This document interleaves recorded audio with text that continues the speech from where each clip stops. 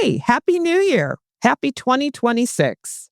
Welcome to 80s TV Ladies 2026. We have a very special New Year's gift for you, dear listeners. We're taking this week off because Susan's in Atlanta, Georgia, working on a concert reading of her new musical, The Flirt Bar. That's right. We have a concert reading of The Flirt Bar with songs by Amy Ray and Michelle Malone this coming Saturday and Sunday at Synchronicity Theater in Atlanta.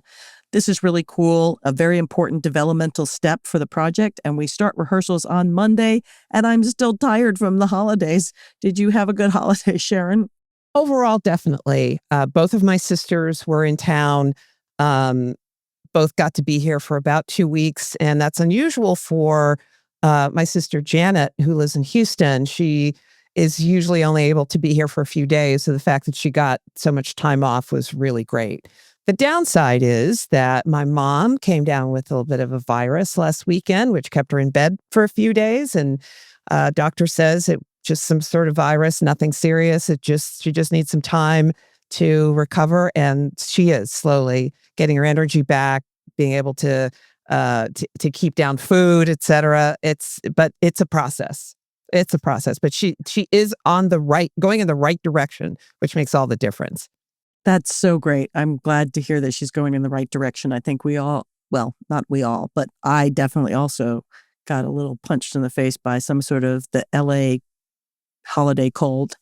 But I had a great time as well. Spent it with the family. All the kids were home. And also, so I was partying and working all week, getting ready for this week. We are so thrilled to have this opportunity to share an episode of one of our favorite new podcasts with you. And don't worry, Sharon and I will be back with all new episodes of 80s TV Ladies in 2 weeks. But to get to share this special surprise, an exclusive feed drop episode of the Love Boat podcast, exciting and new. That's right. There is a Love Boat podcast with cast members. Sharon, I am so excited. The Love Boat podcast is a TV, film, and comedy podcast with Fred Grandy, Ted Lange, and Jill Whelan. That's right. Gopher, Isaac, your bartender, and Captain Steubing's daughter, Vicky. I was so in love with her. I thought she was so cool. And I was like, I want to be Captain Steubing's daughter. This is a truly amazing podcast. And I'm so thrilled we get to bring our listeners this bonus episode. Each week, the Love Boat podcast welcomes friends, guest stars, and fans for a lively and hilarious and very warm conversation. It's a brand new adventure with the people who made the Love Boat unforgettable.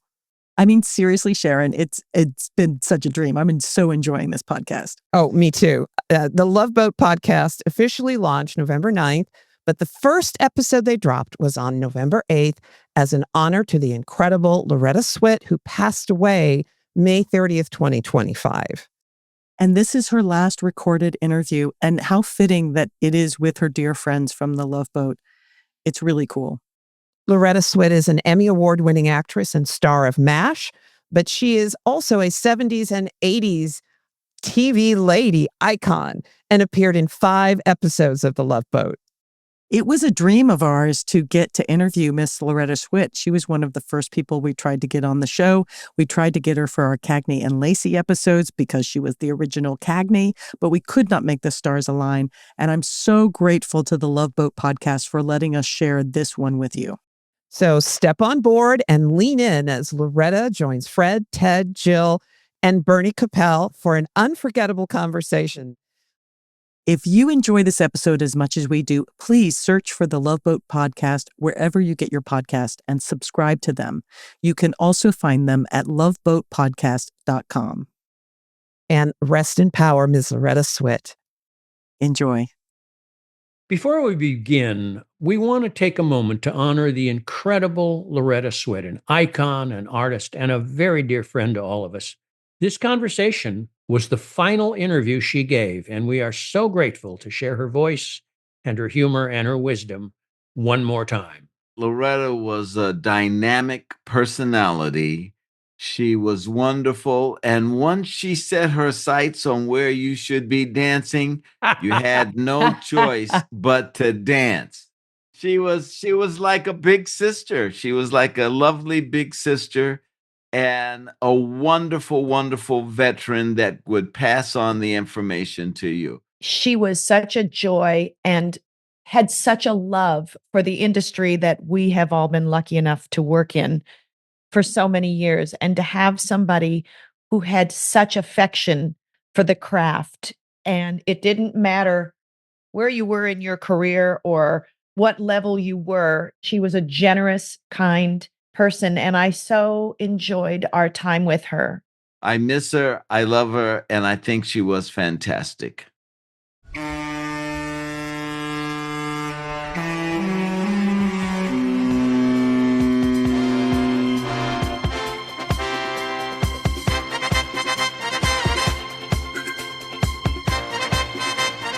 There is the ship's horn, which means you are on board with the Love Boat podcast, hosted by yours truly, Fred Grandy, also known as Gopher Smith, your yeoman purser, featuring my distinguished colleagues, Ted Lange, known as Isaac the Bartender, and, of course, Jill Whelan, the captain's daughter, Vicky Stubing, and now to our distinguished guest star. Can I introduce my friend? You may do that. Let's do that right now. Because we want to talk to her. It is the lovely Loretta Swit, also known as Hot Lips. I actually prefer Major because I like outranking everybody on the board here. But it's okay. It's okay. As long as you pucker when you call me Hot Lips, and I accept it. Okay. Well, now, you know, when you did our show, you were probably of a higher rank because you were playing a Russian commissar in the episode. It was called Anushka. What a great time. What a great time. Of course, my love, Bernie. We were so good together. And it was a real highlight for me, that show. And because I did, I think, three Love Boats. I did the pilot. You did? Richard Mulligan. Yeah, with Richard Mulligan and Robert Reed and Pamela Bell. It was I helped you guys get on the air. Absolutely. That's right. Yeah. Oh, Mulligan was, genius. You helped Cagney and Lacey get on the air. I made them. Yeah. They tried when they finally approached me. They had been trying like for 6 or 7 years. They even offered the network Raquel Welch in my role. Really? Wow. Believe that I won up over Raquel Welch. I believe it. I believe it. Easily. Well, you can act circles around her. So there you have it. You are spectacular. I really, she is who she is. You're going to hire her for that. Do it.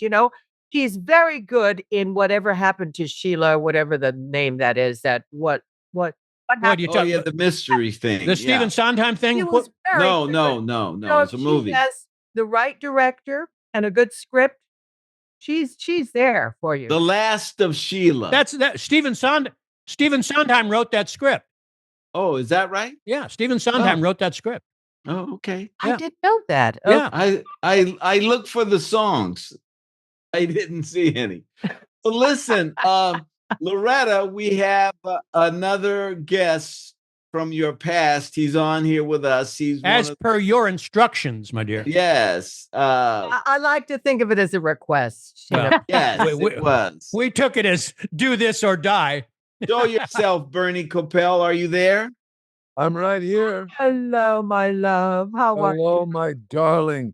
You wrote this sweet note after we did Ninochka or Anushka.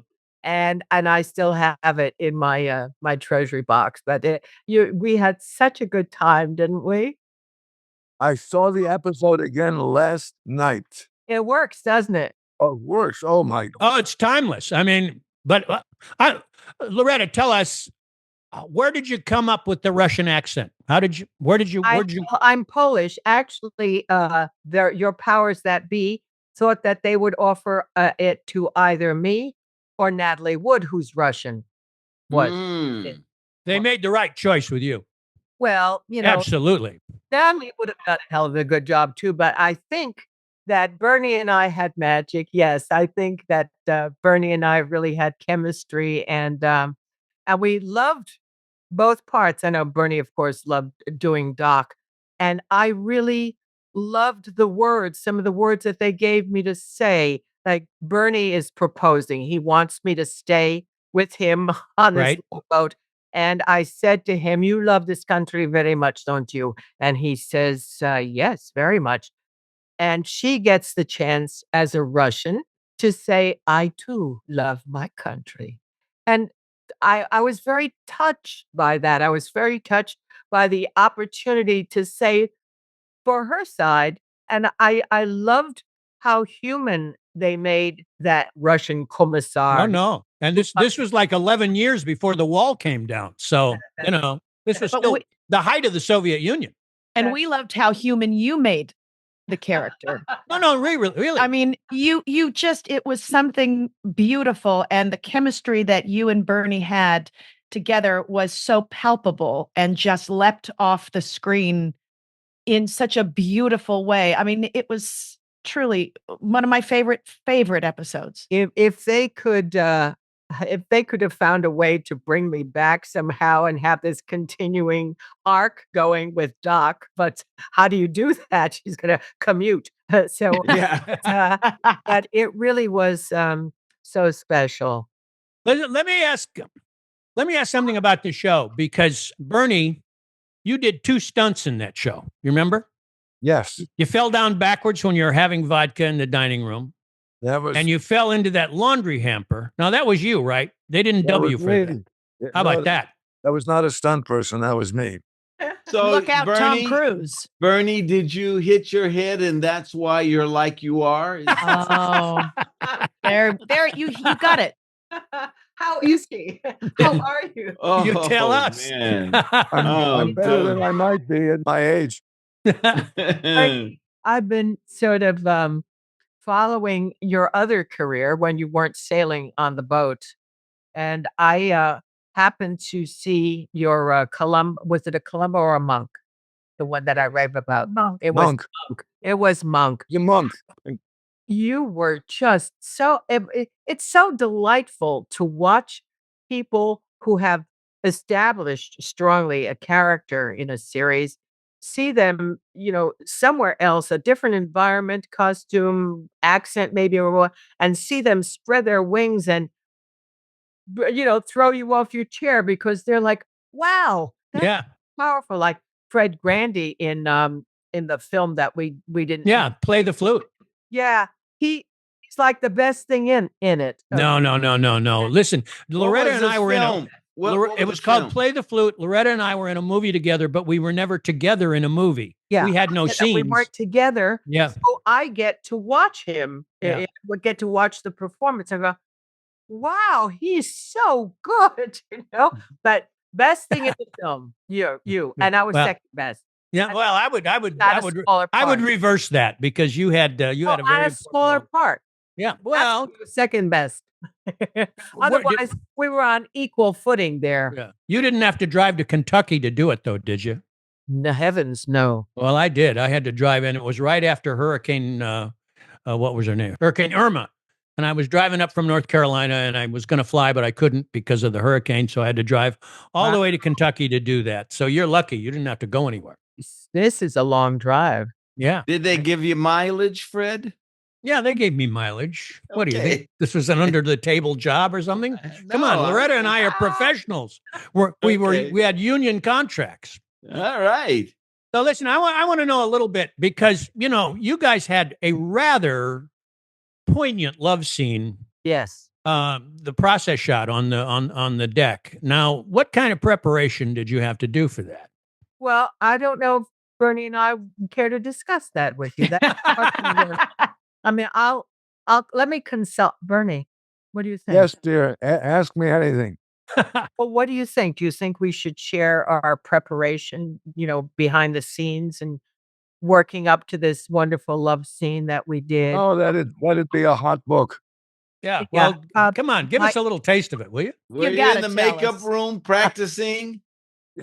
I'm not sure those words are correct. Give us a little taste of what you did. That's A little taste. we're not into Bernie and I are not into sharing, if you don't mind. That was a very private All right. preparation. And All right, Loretta. yes, I dear. got to tell you this. Before I met you, I thought this is what acting is, and then I met you, and I said, Now I know what acting is because you are so beyond magnificent. Woof. Wow. So I when need a was the drink. I need a drink. Okay, wait. Go, go. when was the first time that you guys met? Was it on the Yeah, pilot? want to Was it- hold the phone for a second? I'm busy being overwhelmed, okay? But you have to also appreciate the source from which this comes. This is a man who knows the work. That's the highest compliment you pay a colleague. They know where the work is because it is work and they know the beats. And so to work with them, you just get better, you grow. So it's always Mulligan, for example. I've been gifted. I have worked with these wonderful people. So Bernie is one of those people. So when Bernie gives you a compliment, it's beyond being thrilled with a compliment. It's beyond getting a standing ovation from strangers who enjoyed your performance. But one on one, you're looking into this man's eyes and you're saying words that are coming from a different place, and he's answering those words with his. And so it's a very special sharing and moments that you treasure. And Bernie will always be that love of my life and from that episode, you Can see. you put that in writing? Well, I I bet just recorded it for Christ's sake. Isn't that Yeah. I think it's already recorded? Well, as his castmates, we thank you for training him. yes. No. And a lot of people don't know that when we were first doing Love Boat at 20th Century Fox, you guys were just a few sound stages away. Yeah, on they were MASH. next door. Weren't they next door to us? Yeah, you were They- right around the corner. Right, right. But I don't remember your ever coming over to visit. Did you not like him? I did. I did. Well, it said You were a closed. child. That it said doesn't count. closed set. You were like you were a little snippet. That's right. Nobody cared that I was there, but I loved it. I loved it. Yeah, we always got the impression that MASH was a very close set, and they did not appreciate having visitors, even if we were fellow players. Was that true or not? Although Gary Berghoff, I don't know who gave you that impression. It was probably a Fox employee. It wasn't anybody on the show because we loved, most of us were stage trained. We loved an audience. And fortunately, our crew loved the show. They loved being there, and they were a great audience for us. Dominic Palmer, who was our cameraman for many seasons, he would sometimes ruin the shot because he was laughing and he was moving the camera. I was like, Dom, come on, we're not going to shoot it again. Stop laughing. But I don't think we ever turned away guests. No, I wish- we couldn't have mobs, but anybody who called and said, "Can I come?" I'm sure it was not a problem. I would sneak over on my lunch hour. You guys were like a family. Oh yeah, yeah. Like Harry Morgan. When Mac was leaving, my heart was broken. I loved Mac. McLean Stevenson, we're talking about. McLean. And when he told me he was leaving, I was like, "How can you do that to me?" I was like, very personal. And he said, "Lorette, I know I'll never be in anything this good again." I said, "So you know that Really? you can still walk?" He said, "But I must go out there and try on my own. Number one, to be on my own." I said, "Mac, you just don't see the forest here. You are number one." Mac, out of the gate, got a Golden Globe for the opening season. And he was really the head in that show until he left. He was really the one controlling the character, was making us laugh and cry. And But he must have not believed it himself, Loretta. I mean, no, if he left. he really wanted to be number one. What he didn't realize, bless his heart, Mac's gift was reacting, not acting, reacting. And Mhm. reacting to those bizarre characters that we were was what he was so funny reacting to us. He needed that because it fed him, and that was his gift. So when they put him in things that did not reflect that, he wasn't making it. But MASH was a perfect, perfect thing for him. But he just didn't see it. Yeah. Mm. He didn't recognize it. And No. that's sometimes the Yeah. problem with actors. They don't realize what they're in at that time. But reacting is just as important as acting. As a matter of fact, that's really what acting is. I learned agree. all of mine from Bernie Kopell because, you know, And you never paid me for it. and I never will. Let me go back to something else. In that same episode, the scenes between Gavin and Jill were absolutely so heartrending. Uh-huh. And Jill was all of 9 years old. I mean, this is you want to see perfect acting. You watch a kid, and Jill was. Oh You know. God, no, no. 9 years old. That's so vulgar, Jill. I know. It is vulgar, and I still am. More the than thing ever. You're still 9. No, no. Out of almost, several decades. How But- lucky for you to be surrounded by people who appreciated your young genius, Well, how lucky for me to be surrounded by genius. Because people when I was a little kid, and I was born to do what I do. I know that. Amen to that. Yeah, this is who I am, what I do. Mhm. So when I was a little kid, I was in dance class, for example, and very young. I don't know how old I was. Believe it or not, younger than 9. And they stood us up one day, one at a time, do a little something. Now, this little snippet, a child, I mean, really a baby, sang Mañana. Remember Mañana, Mañana, Mañana, is it good enough for me? Okay, so with the Spanish accent and everything, and the little hips going and everything, this little girl's Mañana. This little kid is doing this, and people from the class are going crazy, laughing and enjoying it. My mother is humiliated. She doesn't know where to hide. And on the way home, oh my God, she punished me. How could you do that? And she's squeezing my hand. Don't you ever do that. So she crushed what was really the joy of performing at that age, doing, having fun. And it took me a while to get back on that. The very next week, the instructor wanted me to do it again. And I couldn't. I could do a version of it, but they saw that my mother had stopped it. So when I say how lucky you were to be recognized at that age that you had this gift, and it is a gift. Come on, let's face it. No matter how long and hard you study, you begin with the germ of a gift.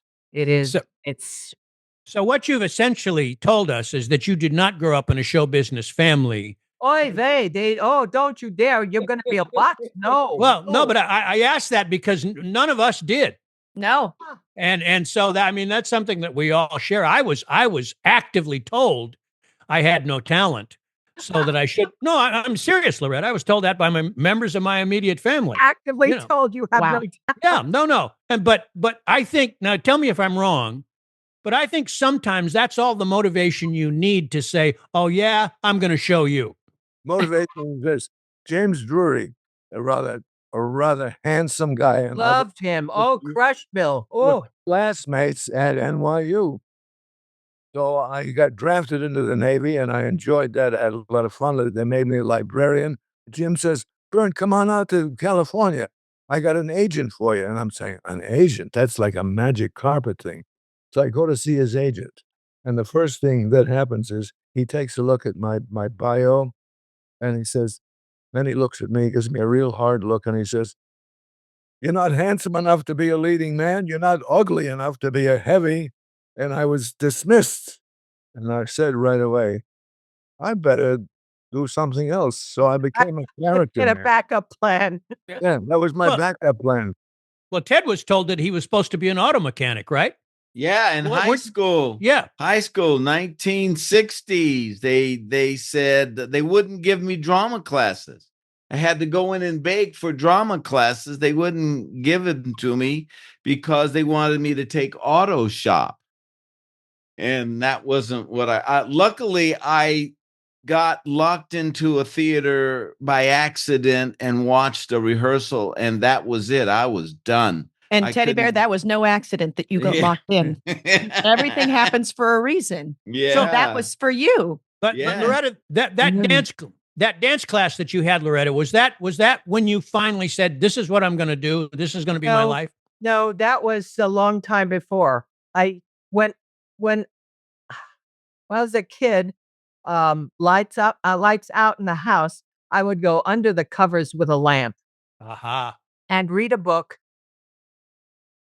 Well, not too loud, but and I would do all the characters, men, women, children, animals, Wow. whatever. Mhm. And when I got to my first acting class, I realized I had been rehearsing all my life. There you go. Yay. Yep. team. You Yep. know, but no, it's all I ever wanted to do. And my mom, who was so against my career, loved film. It was our big connection as we both got older and more mature. But my mom would take me by the hand and we would go to a double feature. It was not a happy marriage. Okay. And so Right. that was escapism for her and probably every other housewife in the 30s and 40s and 50s. What city did you grow up in? What? New Jersey. What? New Jersey. So, Okay. so would go to the Central or the Montauk or the Palace. So I name all those theaters because would go in, see a double feature. That's how long ago it was.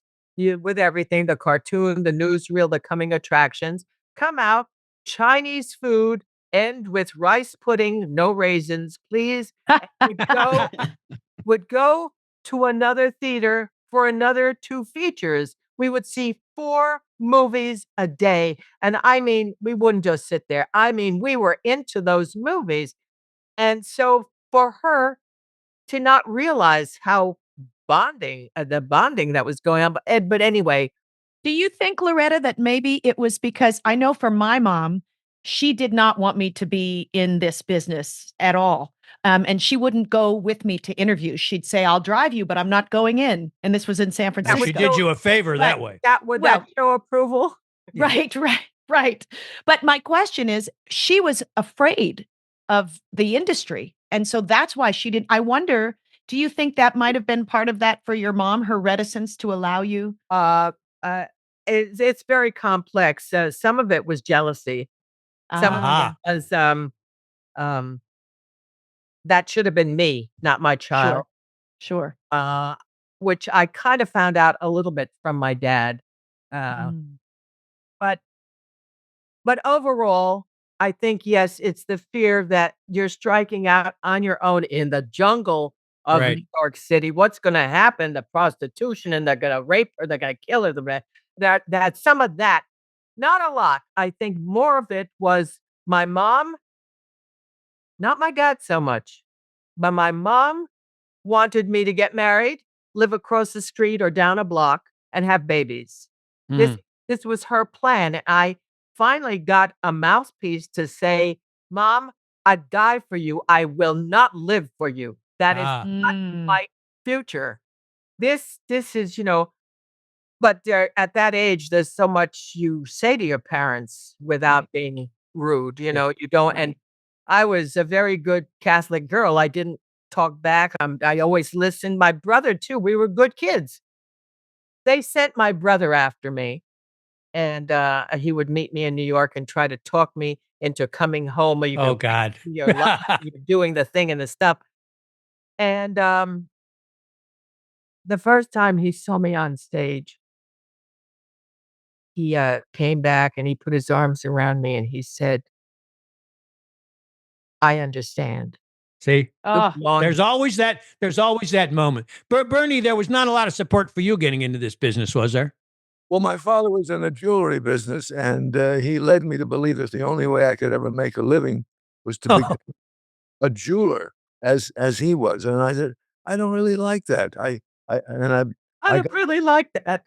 got some encouragement from the teachers at NYU? NYU. Exactly. Yeah. I got into the verse choir, and then the All City Radio Workshop, which was great fun. And then I got into NYU, which And was now you're doing radio again. All right, here we go. radio. Again. My Well- dad would encourage me behind my mother's back. You see, my mom was really, she was a piece of work. She was Oh, that's interesting. That really, but I mean, that makes us all survivors. And to some degree, I think having that barrier makes you try a little harder because you want to prove them wrong, don't you? No, I don't think that was in my case, but I Okay. think what it was unconsciously, it did make me stronger because it was more difficult to do what I wanted to do. I was not looking to prove them wrong or prove myself right. I was looking to get on stage and wail. Even my auditions, people would say, "Yeah, I'm never nervous." Why? It's the only opportunity I have to get on stage in a Broadway house and sing my heart out and have them pay attention. But it was more about that than getting the job. It was getting there and doing it. And to this day, that serves me well. It's not nerves, it's the excitement of getting out there. When I told Cheetah, she said, "Oh my God." She says, "I'm supposed to be one of the best, and I'm a pack of nerves before I go out." Some people vomit, faint. I mean, they're like, "Oh, I appreciate that. I understand it, but I'm not acquainted with it. I can't wait, to so I whatever glitch, or I don't know what happened with me getting born. I wanted my own day, I wanted my own time, my own space, and when I struck out, I had 0 zip. I mean, I don't know what possessed me to think. I never said I was gonna try to be an actor. I said I was gonna be an actor. You didn't even dare tell people what you wanted. Well, one day I had the courage. I built up the courage, went to Sister Albine, Catholic education.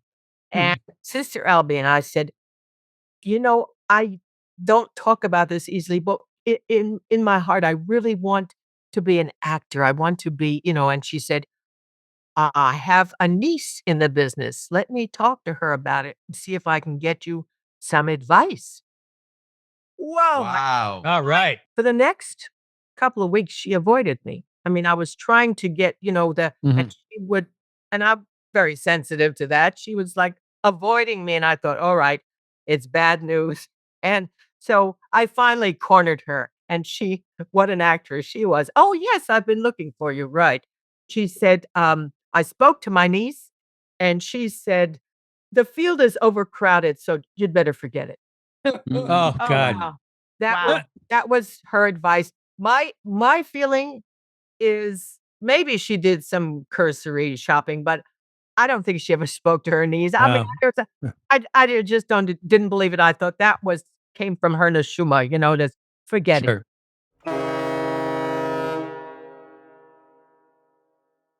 Let me go back to the show that you and Bernie did together because I wanted, you've obviously worked with a lot of leading men, different people, and some have been better than others. When do you know, and this is a question for both of you, that it's really clicking? Immediately. I was gonna say the same thing. Yeah, it's either there or it ain't, and then you have to work hard to put it there. But no, Because it looked effortless. You connect. know what I'm saying? We just connected. You know what you're saying. We connected also through the work. We use Bernie uses himself the way I use myself, and so Bernie and Loretta connected through these characters that we did the work. And you do the work, everything takes over. Am I right, Bernie? Absolutely. Absolutely. Because it's flying without a net. You don't need you've got it. You just do it. That's trust too. Yeah. If you're Yeah. flying without a net, Loretta, every good thing that had to happen did happen between Yes. us. Yes. You shoving me into the laundry cart. That worked perfectly. I mean, I'd wanted to do that for Bernie for 2 seasons, and you got to do it. It really had everything, you laughed with us but it was poignant, it was touching, and, Oh, people wanted to talk about the episode for a long time with, they would always bring it up and they would wanna talk about what happened because for Doc, it was, a lovely revelation about his character, about who he was, which is what's wonderful when you have good people doing a series. They use that experience to explore how much they can bring out for everything. So who thought Doc was gonna fall in love that way? Who that he was gonna and actually get to the point where he says, "Just stay here. Don't go home, marry me," or, After he's been married 4 times. Because when you got that severe uniform off, you became a very attractive lady. Your hair was done nicely. Oh, yes. Had a And nice and That you gown. beautiful white dress. you Yeah. wanted to take Oh, me to Slinky. Boogie. I said, "What's Boogie? What is Boogie?" You would go and boogie.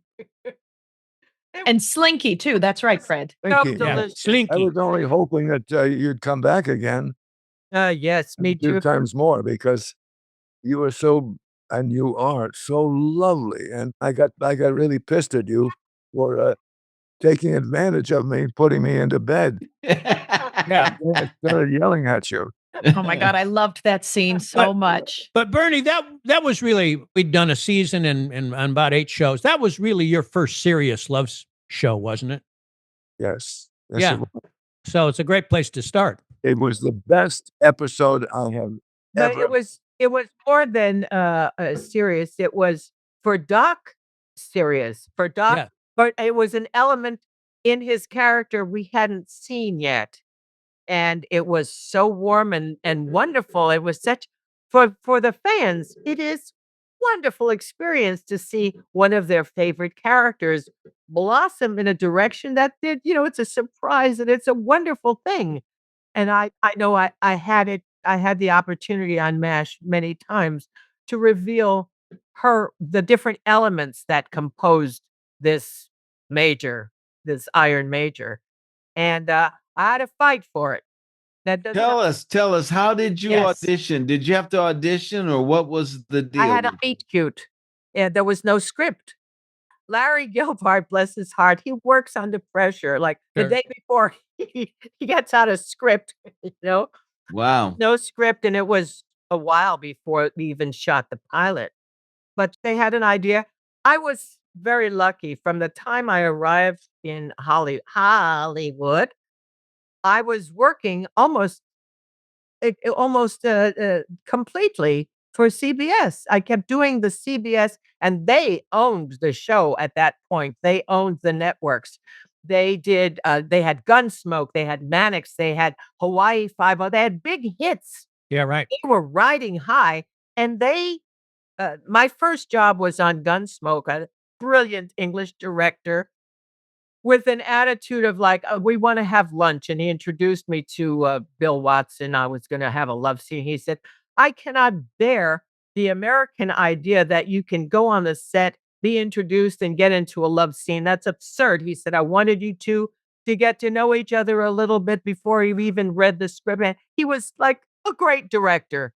And so I had the Gunsmoke, and then before I was finished, I had a call from Paramount, Millie Gussie. Everybody remember Millie Gussie? Millie Gussie auditioned me for Love Boat and turned me down. That's how I know Millie Gussie. You blame her? Tough Yeah, she was. In retrospect, I see she was right. She called me she called me in to read for a Mannix episode. And Michael O'Hurley, anybody else? Yes. Yes. Was he like absolutely the best? I loved this man. Oh, such a lovely director. He would give me images sometimes to work with. I shot Maddox, but I didn't know the gun was empty. I but if I pull the trigger subconsciously and subconsciously, I committed a murder. And she was a good person. And I always liked trying to find the good in whatever I was playing, the humanity. And so after I killed Mannix and he took the gun away from me, the look of disappointment and horror in a way, and walked away from me, and I was leaning against the mantle of a fireplace, and Michael comes over, he said, "Now what I want you to do is go down a staircase, go all the way down, just keep going down further and further and further and further and further until you lose sight and we lose sight, you disappear. Not physically, but your eyes, you're gonna go down and you're gonna disappear because you don't know how to cope with the fact that you just killed somebody." And I don't God, wow. And it was all in the eye, and that's what he wanted to see in my eyes. And as it happened, I started to not cry, but there was a tear that came down the nose, okay? How dramatic, I mean, you can't play Perfect. that. And, they ended. That was the end card. They'd never done that. They always end on Mike, but it was so right, you know? Emotional, yes. Speaking of eyes, the episode that you and Bernie did together and Jill did was directed by a guy named Roger DeShoney, who did a lot of our shows. But what he kind of pioneered, and I think it may have started on your show because the scenes with Gavin and Jill were so strong, and the scenes with you and Bernie were so strong, that Roger pushed in close-ups closer than he'd ever done with anybody on the show anyway. You remember this, Bernie? Oh, I mean, it was so I tight. remember it very well. Yes. And Jill and Gavin, I mean, their faces were like landscapes. yes. They absolutely filled the screen, and he did it with Jill and Gavin when they had their moment, and he did it with you and Bernie when you guys had your scenes. But that was the gift television could give us, Yeah. to go in like that, and you go inside when you get that close. Well, Bernie and I in that final scene when we're saying goodbye, we were really there were tight shots of our heads. I remember that. No, and Roger really pioneered that. He was the first guy to really come in that close. I saw the episode again last night, and I dreamt about it all night long. Yeah. I'm still dreaming about it right now. Do you owe me money? I still have that lovely note that you sent me. Will you share what the note says, or is it too personal? It is personal. I'm happy to share it, but Okay. and no, it was his lovely, humorous, left-handed way to say it was stunning. But he ended with, "To do it again with you would not be a bad thing." Oh, It's too bad the show lasted longer than the Soviet Union, so they could have brought you back, after you'd been decommissioned, and you could have worn the white dress again. Yeah, but then you'd have to deal with Putin Yeah, well. or Putin. But I really kind of enjoyed her in the beginning, that my hair pulled back and everything. Lauren, we're walking by the pool and the flowers are, candles and I'm looking at this absurdity, right? in her eyes. And I said to her, "Candles in the pool. That's your idea, right?" "Yes." Yeah. Didn't look that up. That was funny. It was so much fun. What is this garbage? I have Your to say idea? that it was such a striking moment when you go from this very austere commandant to this soft Boogie. boogie, slinky Boogie. Dude, woman. vodka and boogie. I mean, it was just this Which palpable That's what moment. love will do for you. reacting Yeah. again to Bernie. You can't do that. You can in your head plan that this is what's going to be happening, but if you don't have a Bernie to be happening with, it's not going to be as it's that simple. I know because, for example, I did Same Time Next Year with several different partners. I did love letters with several different partners, and when you have it, you know what you've got. Ted Bessel was an amazing George in Same Time Next Year. Amazing. Gene Sachs used to look at me in rehearsal and he'd say, he was born to play this character. He was George. And one night early on, we came off the stage and looked at each other as though we had been on another planet.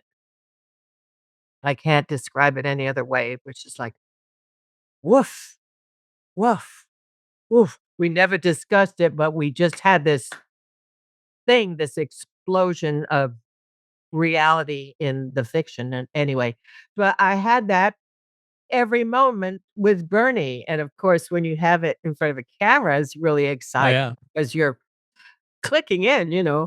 But But, I gotta tell you, my favorite line in that episode actually was not with Bernie. It's when you come to Julie McCoy's door and you say, "I want to be slinky." Remember that? that because I was gonna go boogie. Yeah. I already asked what is boogie. Yeah, So what is I boogie? had to find out what is slinky. But then after that, we saw you in the white dress, and it was game over for everybody, you Yeah. know? I also wore a kind of nifty black number, but it was fun for many reasons, getting her out of that tight officer outfit, but also from the actor point of view, getting out of the fatigues. That was always Sure. great fun for me to have that. We who wore the green, after a while, everything is green. I would watch Sure. these. My hair looked green. Everything was fatigue green. So, so to break out in this, though she comes in tough, but then melts into this glamour girl doing boogie, Yeah. slinky, It was classic, yeah. Yes. Yeah. And the white dress was the perfect choice for it because she came in as this very, as you And say, she became a virginal. right. But and yes, this angelical. It's almost like you had a halo over you, and just it was. I mean, to this day, I can't remember what I had for breakfast yesterday, but I remember you in that dress, and I remember how I felt when I saw you come on camera, and the softness, and it's just a beautiful thing to watch. Oh, that's lovely. Thank you. A part of what I remember working on, even subconsciously, when I attacked any role, always to find that core of goodness, because, like Anne Frank, I do believe in the goodness of people, but everywhere, all of us, humanity has a goodness that I will believe always, no matter what. If they're crucifying me, I will hang on to that thought the way this little child did. Mm. She's gonna die any second, and she believes it. And so I think it's imperative you have that going into a role, going into believing that core is there. So I played a psychotic killer at one point and tried to find, not to justify the killings, she killed people, but to find that core in her that made her do that. What sickness, Mhm. so that by the end, when she was captured and they were taking a wig off her, she was just trying to kill somebody. And it was so, you felt sorry for her. You felt sorry that she had that disease or whatever. And that's what I kind of look at. What I went on tour with Bill Holden for SOB, the film that we did. And Okay. Bill, one day would tour. It was a press tour. We were sitting at a table, Mulligan and Bill Holden and myself. And Bill, who never fancied himself, by the way, an actor, he was, he doing a job, but he was a fabulous natural actor. But when he started talking about what he was doing, he may not realize it, but he knew the work. And he said, I always start out finding out what was good about the character, because if you look at my resume, I play heels. All the guys that I play, look at them, and you start to realize he's absolutely right. Sunset Boulevard, the guy's a heel. He's but Mhm. when he winds up, you see the goodness in him. He falls in love with the innocent girl. He wants to leave this woman who's being deceived. She's by the studio, but and so and he went through all of his Kwai. He was an absolute heel. He was a coward. He was a pretend. He was a, and he ends up trying to shoot the mad guy who's caused this chaos? He says, and dies. Mm. And he was talking about that, and I thought, God, Mulligan and I were looking at each other like somebody taking this down on tape or something. Well, he was talking about growing from that core and showing nobody's a total heel. This is who he really was. And so I became aware of that in my work as well, looking for how to you had to look for the good in Houlihan when I began because they were writing her like she was Oh, yeah, they like she did, huh? was Eileen Brennan, who Yeah. I adored, but she played a character in Benjamin, for example. Mhm. That's not what Houlihan was, Mm-mm. nor was Benjamin what we did in the series, so Yeah. but But I mean, obviously, and I think we probably went through the same thing you did, although perhaps oh, not quite yes, as deeply. you did. But if you're good in your character when you start out, eventually you can educate the writers to write for the character you want to play. And I think Make a more dimensional all of character. us Yes. got to that point. try. In our maybe it took us a little longer than it That took you because I don't think we were as actor focused as you were. But the fact of the matter is, if you stay on a show for a long time and it's a success, eventually, if you're good enough, you will convince and teach the writers to write the way you want to play the part. wasn't the writers so much the problem, it was the producers, not Gelbart, but it was they they came off of Hogan's Heroes Oh, and okay. John Wayne movies, and this was not what we saw in what we were doing. We were playing real people at the front in Korea, me especially, the women in Korea that I commanded volunteered to be there. The coldest country on the planet and Right. the hottest country on the planet. The things that killed us in Korea was number one, frostbite, number two, snake bite, and then the war. These women volunteered. They were not drafted. I'm not putting the knock on the guys who were drafted. All I'm saying is these women just did it. And I can't play a part like Schultze, in Hogan's. I can't. That guy, I took her very seriously. And when I began, I said to Gelbart, you have to know in advance my aim will be to be the best goddamn head nurse in Korea. That will be my goal. Yes. They're only concerned, is it gonna be funny? I said, "Trust me, I'll be funny if I'm dying. I can be funny. Just give me the Now, opportunity uh, to make." are you hearing this, guys? They had problems with their producers too. What a shock. What a shock. I'm stunned to hear this. What? You But didn't get the producers didn't understand? I'm stunned. How could that be? Alan Alda said to me, "You've got a tough hoe here because you and Larry Linville are so funny and great together. They're gonna have the writers now he's talking about. They don't want to let go of those laughs. They're coming Right. in, they're there. You guys are, and so they're not going to be easy to convince." And I would come back from PA tours, fans, what are you doing with that character? Where does Mark? They recognized before the writers that this is not a possible for Margaret. He's married, there's no future. He's an imbecile. Why is she going with this joke of the Arnie that everybody's putting him down? He's not a good surgeon. Very important.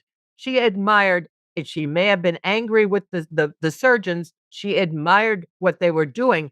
Frank was losing patience. I mean, he was being criticized for his lack of expertise. What is she doing with this guy? Okay, number one, you have her loneliness. Ah, So, but then you don't write these spectacular love scenes, and you have to see through why she's there. Oh, Frank, what? Wait, you have to see the frustration, and at the end of towards the end of the second or third season. Well, it was 76 probably. I was in New York doing a play, And the boys called me and said, let's have a conference. We're on hiatus. We want to hear what your thoughts are for the next season for Margaret. And I took them through Wow. this was major breakthrough, major. And Yes. here's what I think. Number one, send her to Tokyo on R&R. Let her meet a guy who outranks Frank. Don't make him a doctor. Make him a lieutenant colonel and make him a little tall, dark, and handsome. Let's see something that she would go for and get engaged. Can you imagine Linville when I come back to the 4077 with a ring and I said, he'll tear off the doors of the tent. And that's exactly what he did, by the way, because as a joke we were talking about. And they were loving it. They thought it was a good idea. Now, Gene Reynolds says to me, well, Switness, her Switness. He said, what happens now? What happens next? I said, she gets married. No? Oh, gee, that's so permanent. I said, Gene, you're divorced. How are you going to, what is permanent to you? I said, she catches him being disloyal. And then she's back in town, realizing she doesn't need these goons to complete her life. So she's blossoming through this pain and hardship. She also, through this, Alan writes a script. She has a meeting of the bodies and the mind under fire with Alan Alda's character. And that layers their relationship in a very bountiful way. I love that episode so much. I remember that episode. I love it so very much. vividly. Yes. A really good friendship, and it still can be fun. If we broke the rules, we can still be funny and do serious stuff.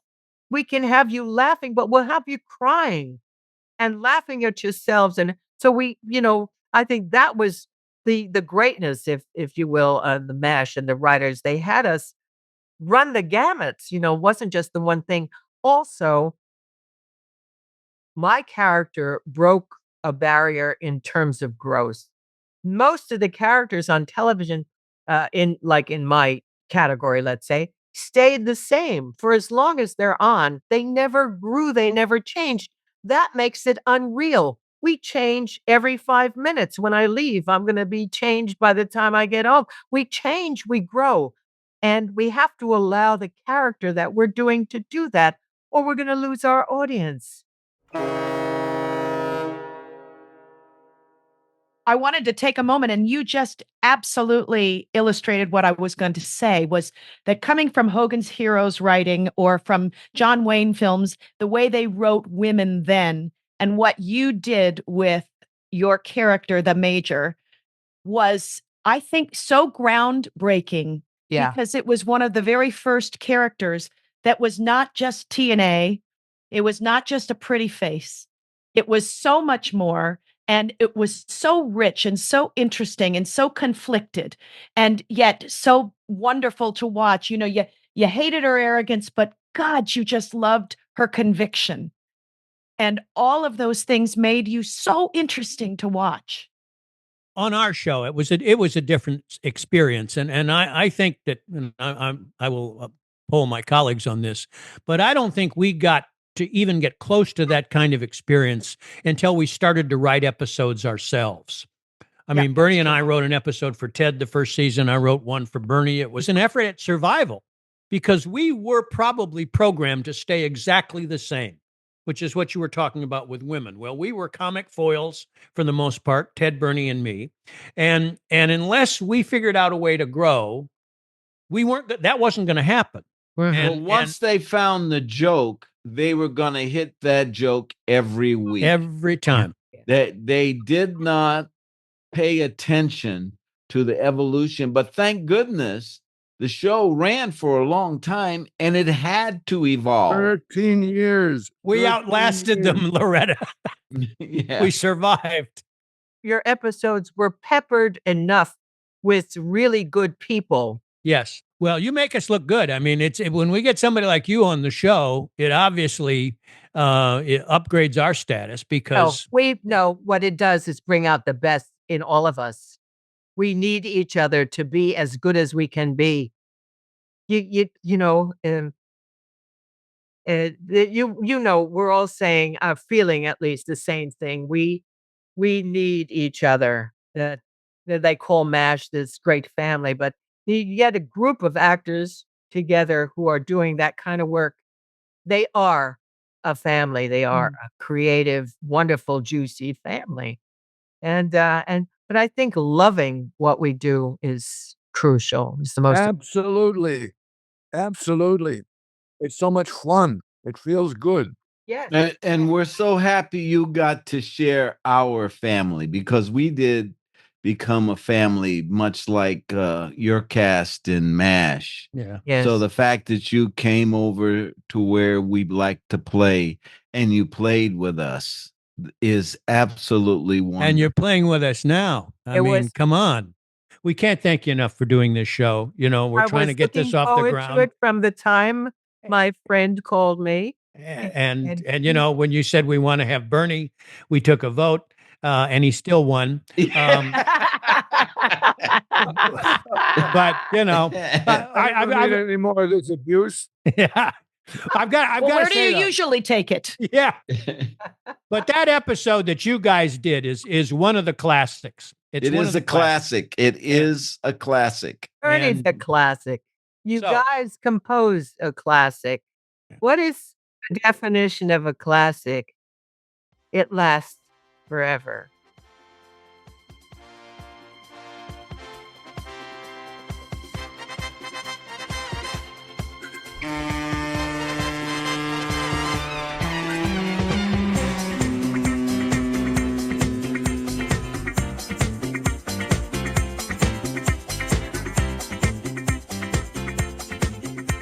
Thanks for listening to the Love Boat Podcast, Exciting and New.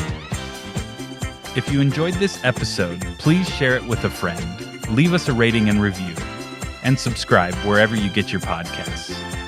Follow along between episodes at loveboatpodcast.com or on Instagram at loveboatpodcast.